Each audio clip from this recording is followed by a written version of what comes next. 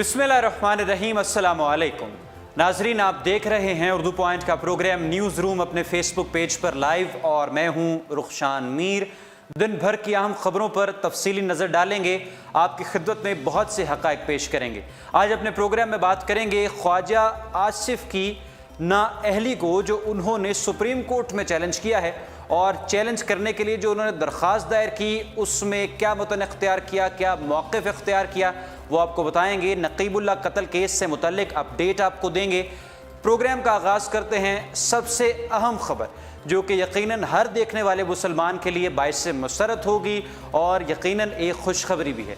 नाजरीन, महकमा मौसमियात के मुताबिक रमज़ानुल मुबारक का चाँद 16 मई को नज़र आने के इम्कानात हैं, और साइंसी एदाद शुमार के मुताबिक पहला रोज़ा 17 मई को होगा। आज आपको ये अहम खबर दे रहे हैं। महकमा मौसमियात का कहना है कि चाँद की पैदाइश 15 मई को शाम 4:49 पर हो जाएगी, और 16 मई को ग़ुरूब आफ्ताब के वक्त चाँद की उम्र 26 घंटे 45 मिनट होगी।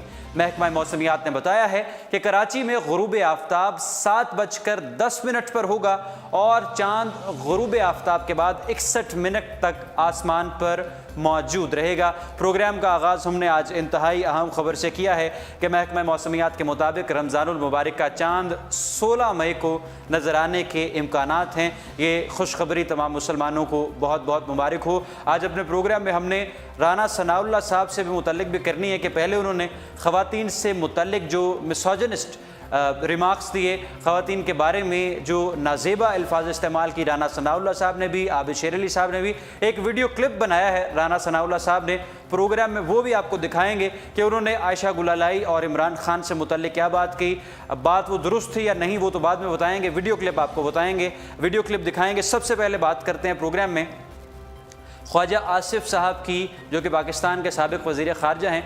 उनकी नाअहली के फ़ैसले को उन्होंने सुप्रीम कोर्ट में चैलेंज कर दिया है।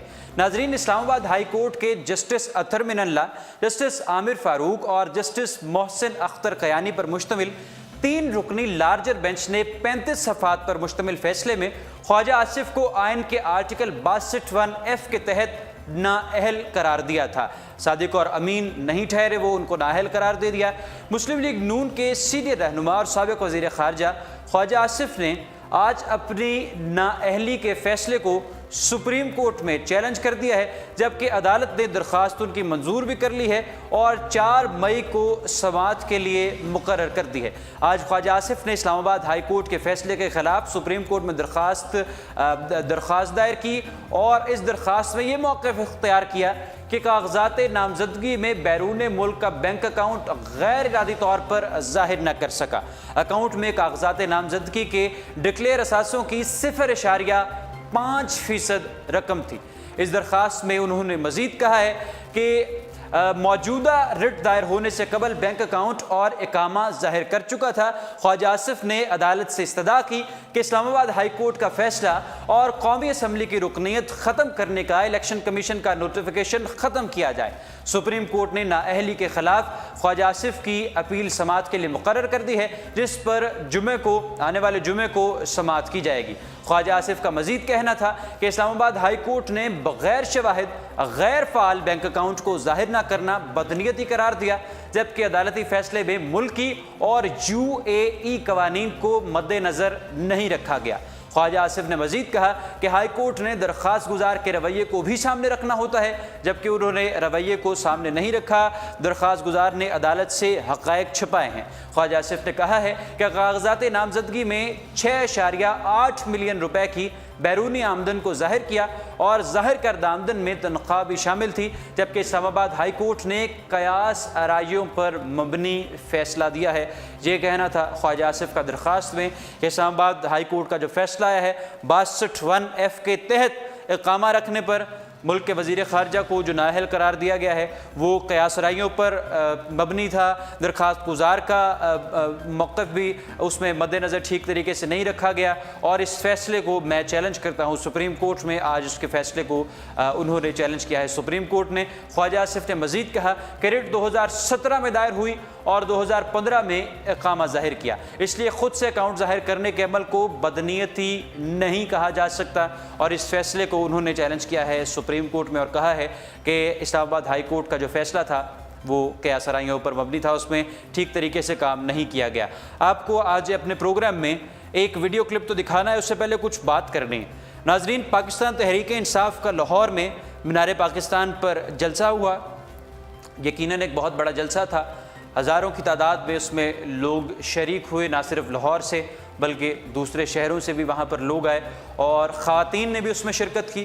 پاکستان تحریک انصاف ہمیشہ سے ہی خواتین کو ایک سپیس دیتی ہے، اور خواتین جلسے میں بھرپور شرکت کرتی ہیں پاکستان تحریک انصاف کی، وہ چاہے اسلام آباد میں جو دھرنا تھا وہ ہو، پاکستان تحریک انصاف کا کوئی بھی جلسہ ہو، لاہور میں، خیبر پختونخوا میں، اسلام آباد میں، خواتین اس میں بڑی تعداد میں شرکت کرتی ہیں۔ مسلم لیگ نواز سے دو رہنما اس مرتبہ نہیں، ہمیشہ سے کچھ مسوجنسٹ ریمارکس دیتے ہیں، خواتین مخالف بیانات دیتے ہیں۔ عابد شیر علی صاحب تھوڑی سی گفتگو کرتے ہیں، تھوڑی سی لوز ٹاک کرتے ہیں، اور رانا ثناء اللہ صاحب نے بھی پاکستان تحریک انصاف کے لاہور جلسے کے بعد کچھ ریمارکس دیے تھے خواتین سے متعلق، وہ آپ سب کو یاد ہوگا، سوشل میڈیا پر خاصے وائرل ہوئے۔ رانا ثناء اللہ صاحب نے کہا تھا کہ یہ خواتین جو جلسے میں آئی ہیں یہ گھریلو خواتین نہیں لگ رہی تھیں، بلکہ یہ کوئی اور خواتین لگ رہی تھی، اور ان کے ٹھمکے بتا رہے تھے۔ یہ رانا ثناء اللہ صاحب کے الفاظ ہیں، یقیناً کچھ اچھے الفاظ نہیں ہیں، برے الفاظ ہیں، اور اس پر کنڈیم کیا سوشل میڈیا صارفین نے، پوری پاکستانی قوم نے، اور مسلم لیگ نواز سے بہت سے کارکنان نے اس کو کنڈیم کیا رانا ثناء اللہ صاحب کے ان الفاظ نے، کہ آپ نے خواتین، گھریلو خواتین کو ٹھمکے لگانے والی خواتین کہہ دیا، اور یہ کہہ دیا کہ یہ یقیناً گھریلو خواتین نہیں تھی، کہیں اور سے آئی تھیں۔ ان کا اشارہ کس طرف تھا یہ آپ بھی جانتے ہیں، میں بھی جانتا ہوں۔ مسلم لیگ نواز سے بہت سے کارکنان نے رانا ثناء اللہ صاحب کے اس بیان کو کنڈیم کیا ہے، اور سوشل میڈیا پر لوگوں نے یہ مطالبہ کیا کہ رانا ثناء اللہ صاحب اپنے الفاظ واپس لے، معافی مانگ، اور مسلم لیگ نواز کی قیادت بھی انہیں کہے کہ آپ معافی مانگیں، آپ نے خواتین کے بارے میں اس طرح کے ریمارکس کیوں دیے ہیں؟ خواتین حصہ لیں گی سیاست میں، باہر نکلیں گی، ان کو حق ہے اپنے اظہار کرنے کا، کسی بھی سیاسی جماعت کی سپورٹ کرنے کا، اور قائد اعظم محمد علی جناح نے کہہ دیا تھا کہ جب تک اس ملک کی خواتین مردوں کے شانہ بشانہ نہیں کھڑی ہوں گی سیاست میں، تعلیمی میدان میں، ہر قسم کے شعبے میں، تب تک پاکستان ترقی نہیں کر سکتا۔ تو آج 2018 میں پاکستان کے سیاستدان کیوں اس طرح کے ریمارکس دیتے ہیں؟ رانا ثناء اللہ صاحب نے معافی تو نہ مانگی، ایک ویڈیو پیغام انہوں نے جاری کیا سوشل میڈیا پر، اس کا کچھ حصہ آپ ملاحظہ کیجیے اور پھر ہم اس پر مزید بات کرتے ہیں۔ میرے کل کے بیان پہ جو تنقید کرنے والے احباب ہیں، میں ان سب کی عزت بھی کرتا ہوں اور ان کی رائے کا احترام بھی کرتا ہوں، لیکن میں ان سے یہ گزارش کروں گا کہ میں نے تو ایک جنرل بات کی تھی، اور وہ جنرل بات بھی صرف 30 اکتوبر کے اور 29 اپریل کے جلسوں کا جو کراؤڈ ہے، میں نے اس کو جو ہے وہ انالیسس کیا۔ میں نے اسپیسیفک بات جو ہے وہ کسی بھی میل یا فیمیل ورکر کے متعلق جو ہے وہ نہیں کی۔ لیکن پی ٹی آئی جو اس بات کو جو ہے وہ ایشو بنا رہی ہے، پی ٹی آئی ذرا خود اپنے گریبان میں ذرا منہ ڈال کے دیکھے کہ پی ٹی آئی جو ہے اس نے عائشہ گل الائی کا جو ہے وہ کیا اس کا جو ہے وہ حشر کیا، اور کیا اس کو جو ہے وہ جنسی طور پہ ہراساں کرنے کے لیے جو ہے عمران خان صاحب میسج نہیں بھیجتے رہے؟ کیا جو ان کی اپنی لیڈر ہے شیریں مزاری اور ان کی جو بیٹی ہے، اس کے متعلق جس قسم کی گفتگو کی جاتی رہی اور کی جا رہی ہے، کیا وہ خاتون نہیں ہے؟